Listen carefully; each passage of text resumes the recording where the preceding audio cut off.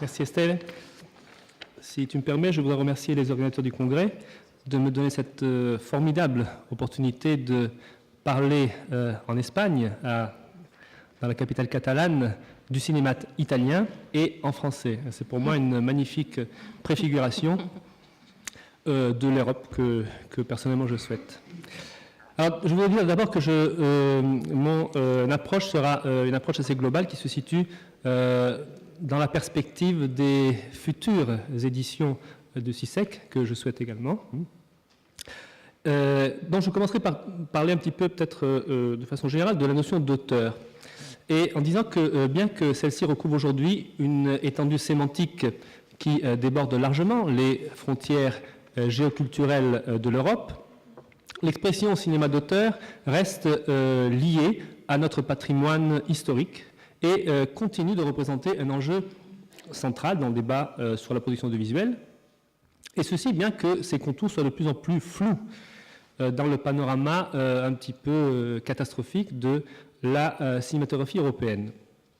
Il s'agit donc tout d'abord de trouver à ce concept une place, sa juste place, entre la surdétermination du concept découlant de la politique des auteurs et la banalisation de l'usage courant, l'usage généralisé, où le terme de cinéma d'auteur a fini par signifier simplement auteur signifie simplement maître de l'art cinématographique, et le film d'auteur n'est finalement qu'un synonyme ou de classique.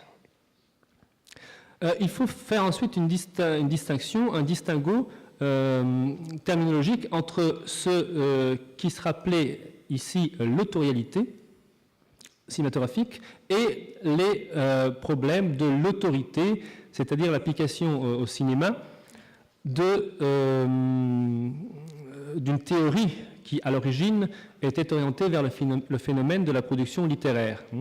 Il s'agira donc davantage de déterminer ce qu'il faut entendre par cinéma d'auteur, catégorie stylistique et productive, que de s'interroger sur la question de la paternité artistique des films.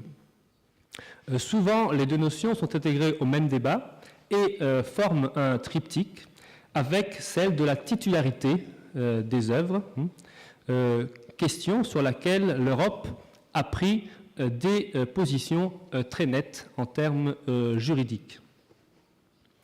Si la notion d'auteur de livre a reçu le coup de grâce il y a une trentaine d'années, celle d'auteur de film échappe encore à ce triste destin, du moins en Europe, et continue fièrement à afficher une certaine santé.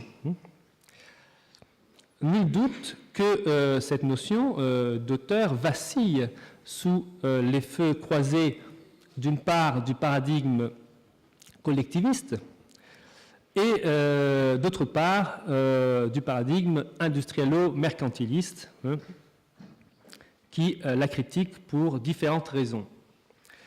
Comme si cela n'était pas suffisant, l'institution cinématographique européenne affiche depuis quelques années une tendance à la dispersion.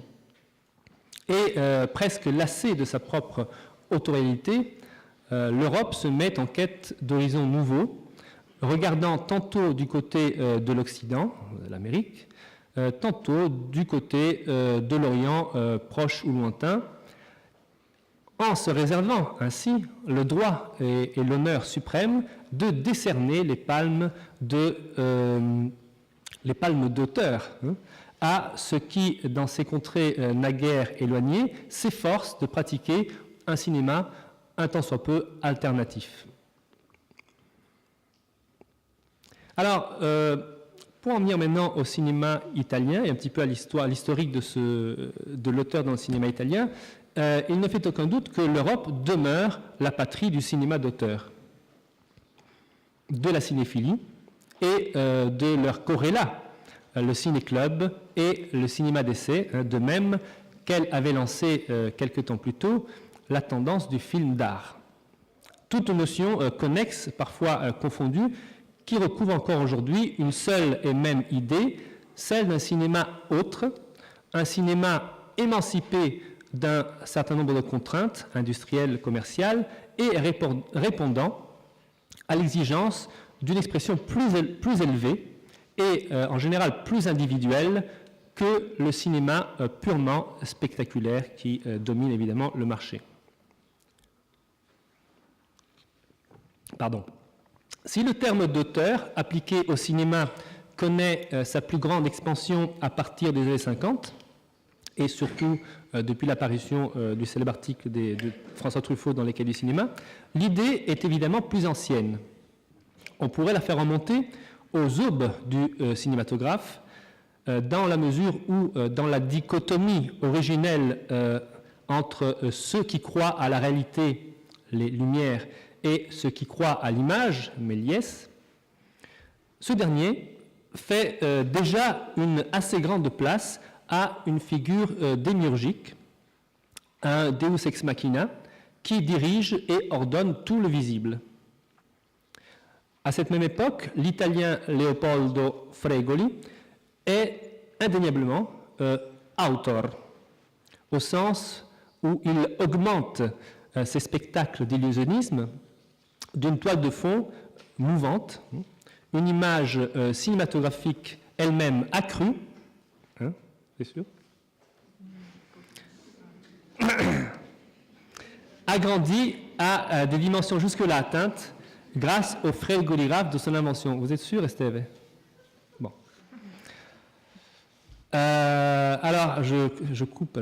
Il a été démontré par les spécialistes italiens du cinéma muet comment, avant l'herbier et les surréalistes français, auxquels on doit l'idée de réalisateur en tant qu'auteur, avant l'expressionnisme allemand, la notion d'auteur cinématographique avait fait son chemin au-delà des Alpes depuis près d'une décennie, c'est-à-dire depuis l'avènement du long métrage, hein, au début des années 10, comme l'a rappelé M. Goubert. S'imposant alors comme le format standard du film de fiction, le long métrage offre un vaste espace créatif aux artistes qui collaborent à la production du film. Et, pour la première fois, une vitrine prestigieuse à ceux qui voudront croire en la vocation à la fois populaire et culturelle du cinéma, deux termes que le cinéma italien parviendra fréquemment à concilier tout au long de son histoire bientôt centenaire. C'est alors que surgissent les trois grandes figures de la paternité artistique du film, selon le modèle européen, trois figures incarnées à cet âge d'or muet par Giovanni Pastrone, Gabriele D'Annunzio et Francesca Bertini. Le directeur artistique est la première de ces figures, qui généralement cumule encore à cette époque les prérogatives du producteur et celles du réalisateur. Le scénariste, ou pour l'heure le responsable des aspects littéraires de l'œuvre cinématographique, et l'acteur, dans ce cas la diva, capable d'influencer les choix de mise en scène tout en gérant habilement sa propre image, entre la femme fatale et l'héroïne vériste du réalisme des années 10. Bon, je pense avoir épuisé mon temps. Je vais arriver à la conclusion, je m'excuse. Bon, alors la conclusion. Je passe sur les années 20, les années 30, les années 40, les années 50, les années 60, les années 80. Et je voudrais dire que l'histoire, bon, vous lirez peut-être l'article dans le CD-ROM, l'histoire du cinéma italien démontre que le cinéma européen ne s'identifie pas à l'autorialité, ni à l'industrie, mais à la tension dialectique entre ces deux pôles de la création artistique. J'ai terminé.